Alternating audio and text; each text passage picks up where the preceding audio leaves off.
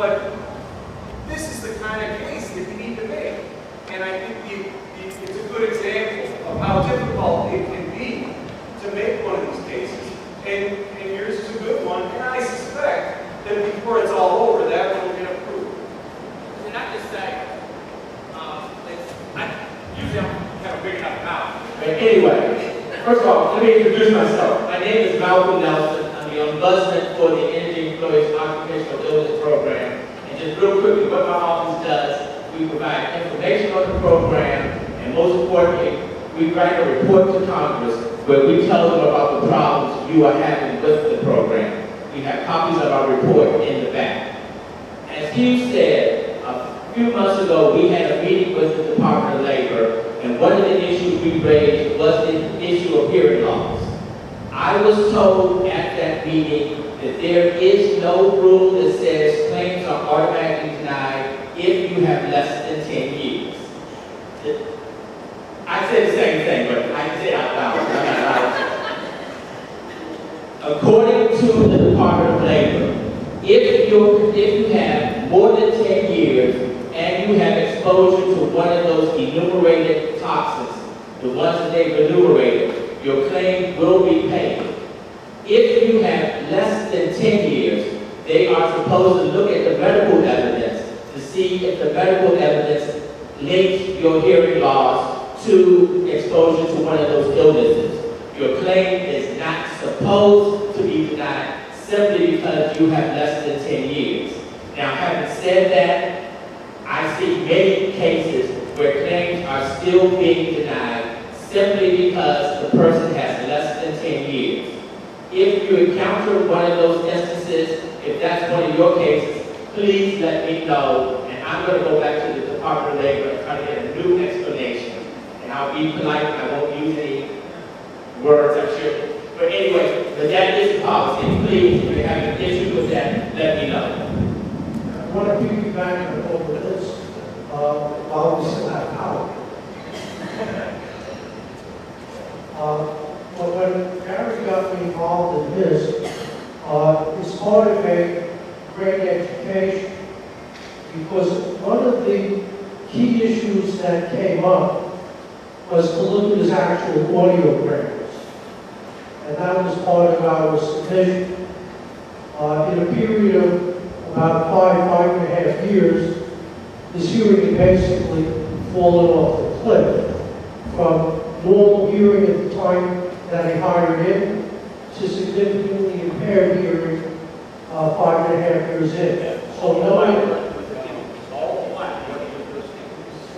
that's 5.5 years, all the while working with those chemicals. And what I wanted to do was now kind of paint a picture, because in the cleaning of parts, once upon a time, we used to all bathe in charcoal wet. And in fact, you see some of the patchiness in my skin is living proof of having used it.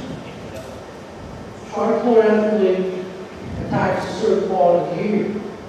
The new NIOSH data indicates that noise does.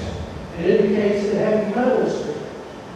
The key issue that's recent, and when I say recent, it's since about 2010. So those of you who got the denial reports from Dr. Stokes know that she doesn't cite anything more recent than about 6 or 7 years ago.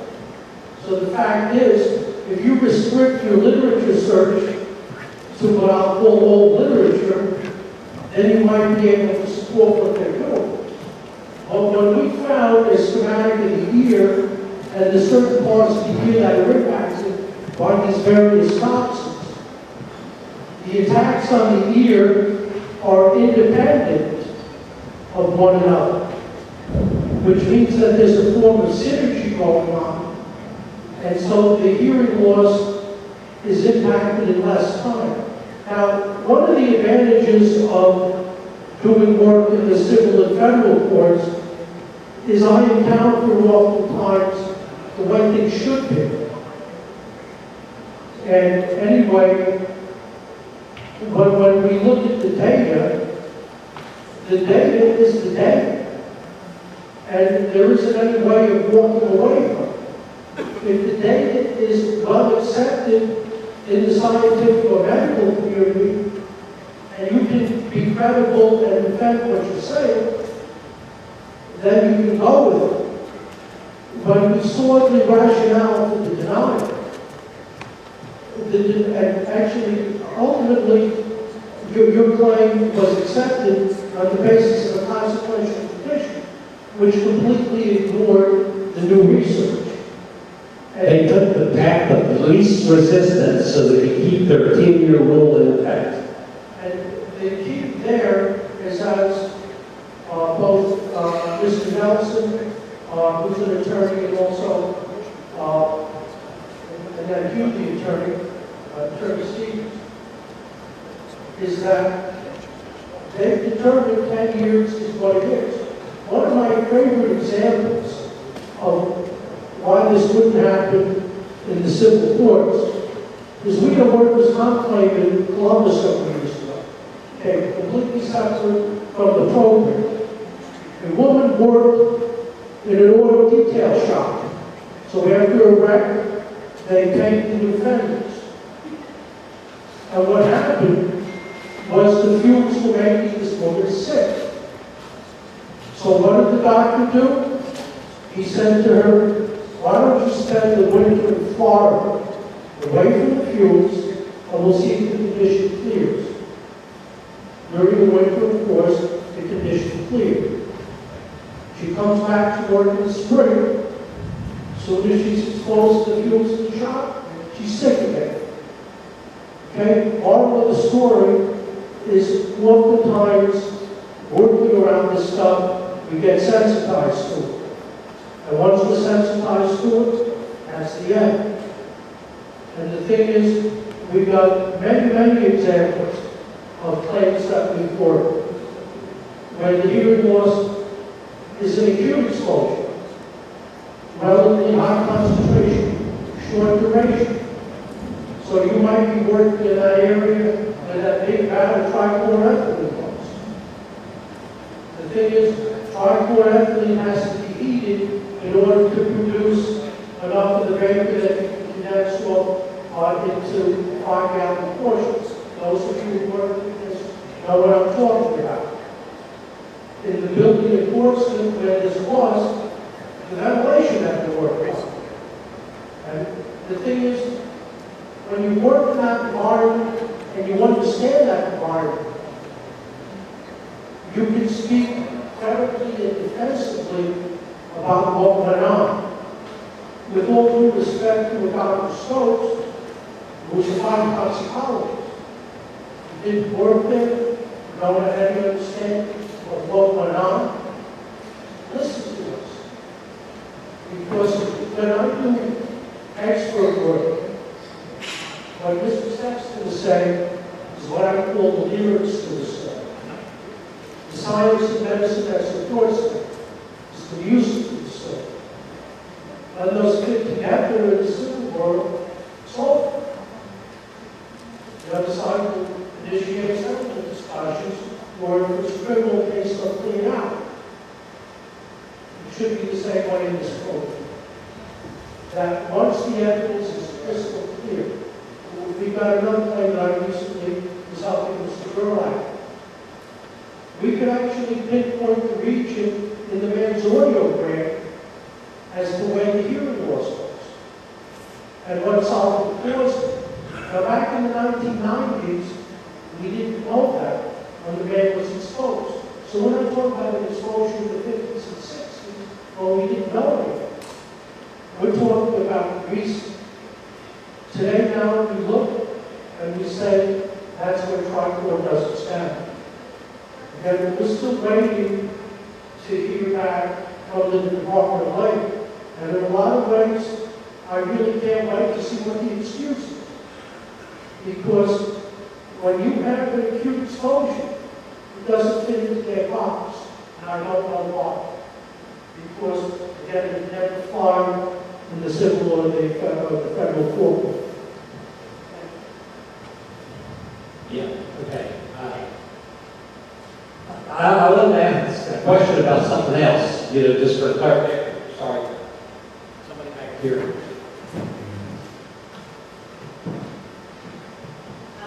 I don't know Mr. Sexton, but I spent 10 years as the S&H coordinator in the maintenance division. What many people at the Department of Labor don't understand is the facilities, what they were back then. Until my husband literally took it on the chin and took the confined space program away from industrial hygiene, until 1993, they considered at the Portsmouth site there was only 5 confined spaces on the entire plant site. That's the truth. I know exactly where he's talking about, where they worked with those. So you can imagine heated tri-floor, and you put a hood over your head. That's the conditions he was working in, which is quite different than the rest of us that were completely around it, sucking it in, but you still have relatively clear air around you. And I think those things need to be taken into consideration. Dr. Menuda, I was still the mayor. I've been here at my site. I was playing the advisory board day in Portsmouth, Ohio, and probably didn't get TBC, but they fired me, so I can't do that. One of the things I wanted to mention to you, there are tours of the atomic energy plant. There's one tomorrow. All of the advisory board members are going out on that tour. I was called at 2 cancellations. If any of you would like to tour the plant, please let me know and I'll forward information to them.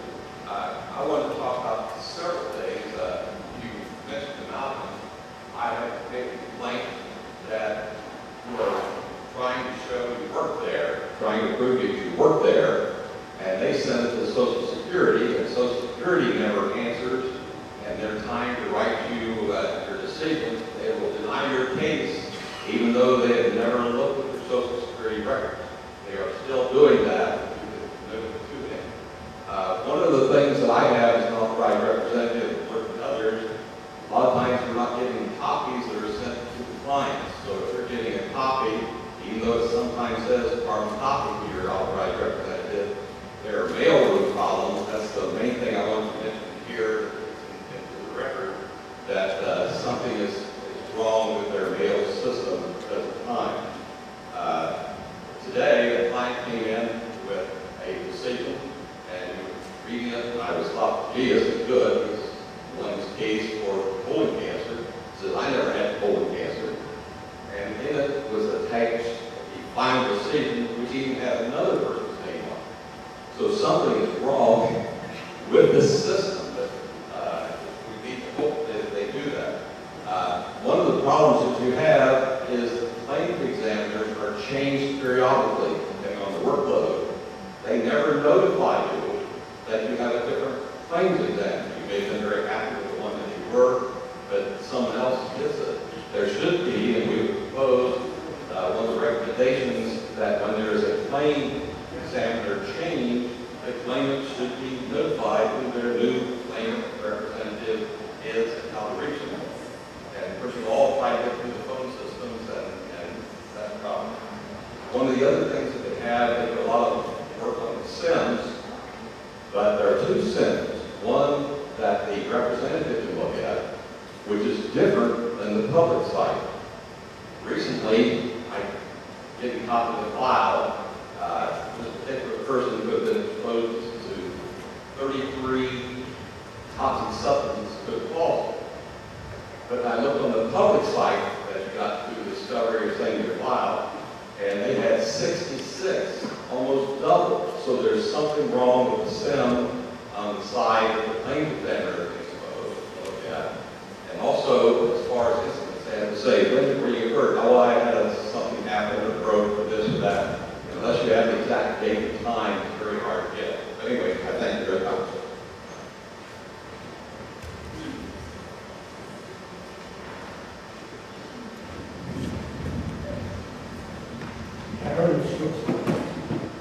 As a speaker, in front of people, that I want to know, I worked at the man in Lancaster for a long time, and I want to know why they, I don't know if they had it in Portsmouth or whatever, they put a date on ours, if you were hired between like 45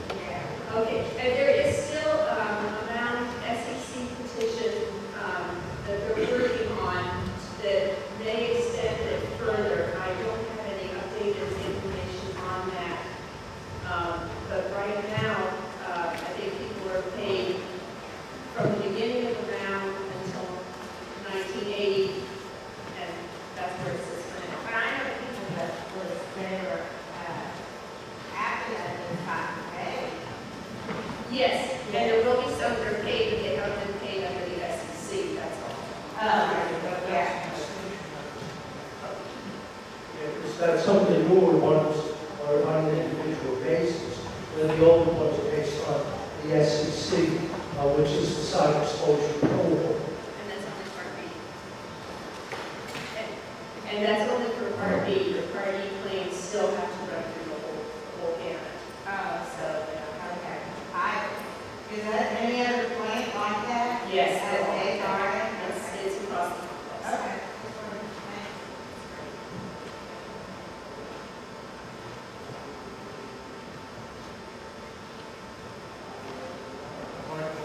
When they were defining confined spaces, when I was there as an electrician, in 1983, that's when I got sick from, because I worked in confined spaces with trichloroethylene with no respiratory protection until the company didn't tell us to wear.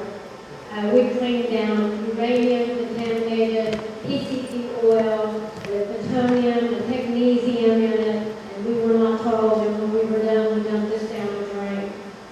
Because I complained, because I got sick, they went back and they did a test on me, one test. It was a 15-minute test, and I exceeded their limit in 7 minutes.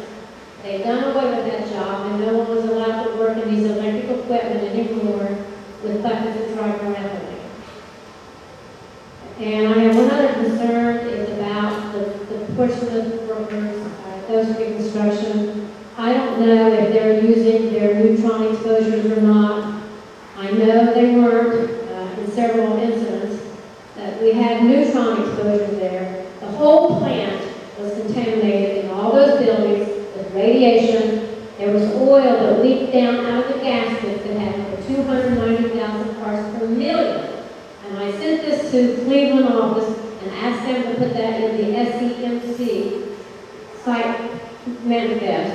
Because I think we need to go back and reevaluate all these workers again, because they never dosed dynamite when they did the dose reconstruction. Because they left out our neutron exposures, they left out the exposures, the PCB oil was dripping from the pipes. We walked in it daily as we come in the building, and the oil was radioactive. The government has admitted that they made us sick. Why don't they just pay these workers and let it go? I mean, it's criminal. I don't know any other way to say it. It's criminal. They got by with killing our own. And they continue to do it in every plant. I've been around every plant. I've toured a lot of plants. And I've talked to a lot of sick workers. I want to piggyback a little bit on to that, because this is a problem that's not unique to Portsmouth. When we talk about the high assay material, back in the day it was used as the energy source in nuclear submarines. And so the assay on the enriched uranium had to be in excess of 90%. Where today the product that's procured and produced is used in commercial reactors, and so the enrichment level is generally between about 3.5% and 5%. So the world in terms of radiation is vastly different. Well, one of the points that we bring up, and it's part of the education that I wish the Department of Labor's career personnel in Cleveland and in Washington would listen to, and that is when the uranium comes out of the ground, it comes out of the ground primarily as uranium-238. The amount of uranium-235 is less than 1%. So it's the enrichment process that brings it up to the 3.5% to 5% for the commercial reactors, or all the way up to an excess of 90% for the submarine applications, and prior to that for the bombs. What we have to get them to understand is that in the process of building up the concentration of uranium-235, is you're also building up the concentrations of all of the lighter isotopes. In other words, the 233, the 234, the 236, and the 237. I bring up that because the uranium-234 has a very high specific activity. So high-assay uranium that might be 95%, uranium 235 can very easily be 1%, uranium 234, which is a huge gamma and neutron emitter.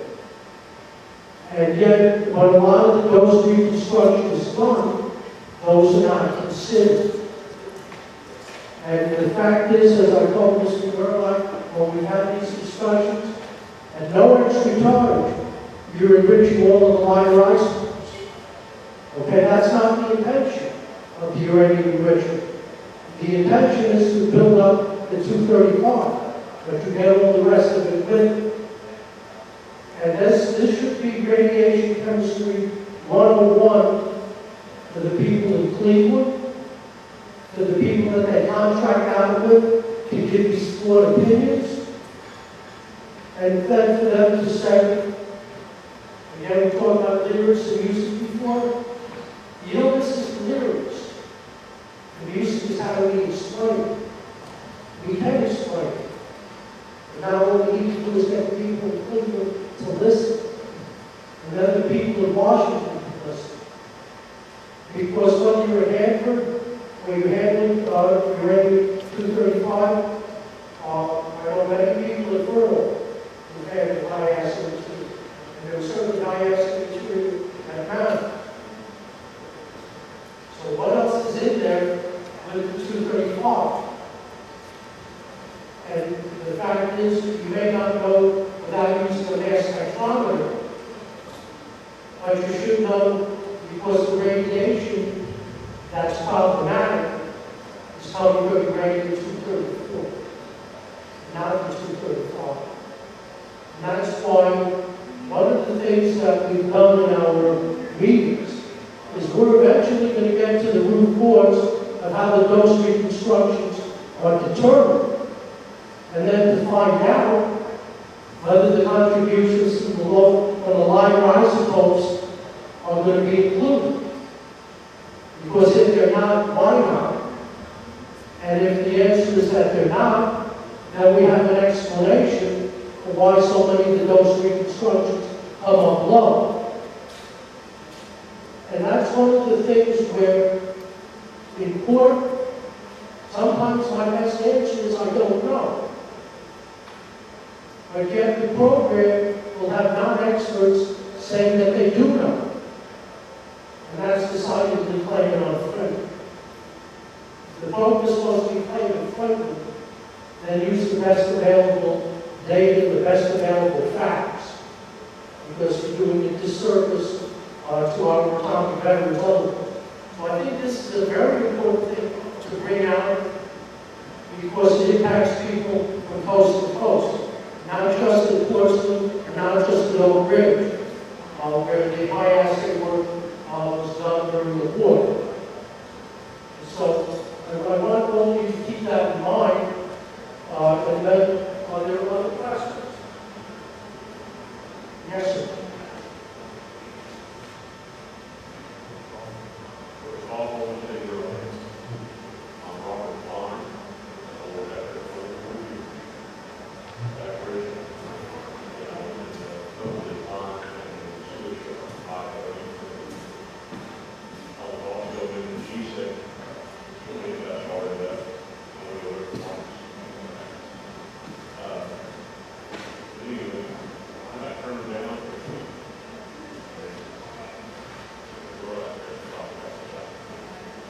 So I have no idea what else to do. I've always been turned down for good.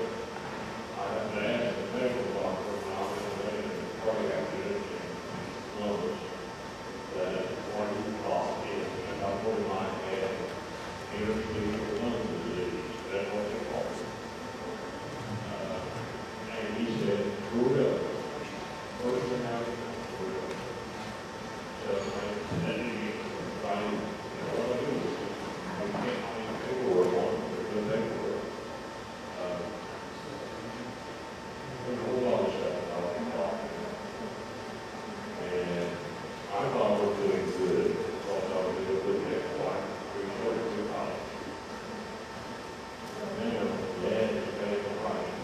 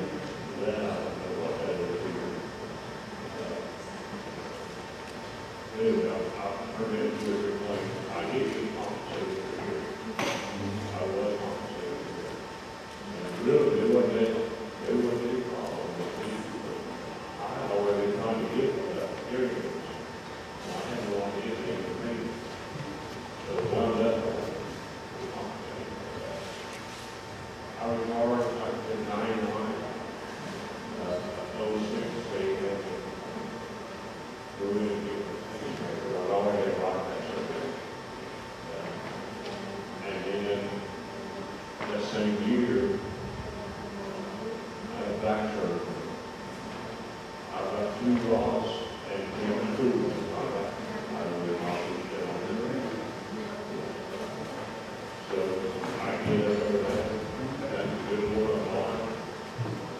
I didn't think of it. So I don't know what I really don't. But the doctor, when he went down to, and I don't want to think that it's old, that I've only got like a 140-year-old in. And I do it right all the time. I mean, I'm straight out of the door.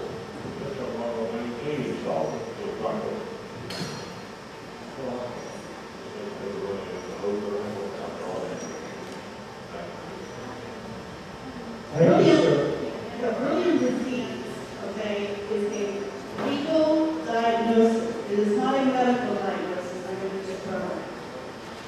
So therefore, if you have chronic brilliant disease, that means the statute, which is a legal diagnosis, they're supposed to accept it. It is not a medical diagnosis. That was told by Peter Tursick back in Denver, Colorado at a public meeting. Rachel Layton has also put that in a transmittal, that it is a legal and administrative diagnosis and not a medical. So therefore,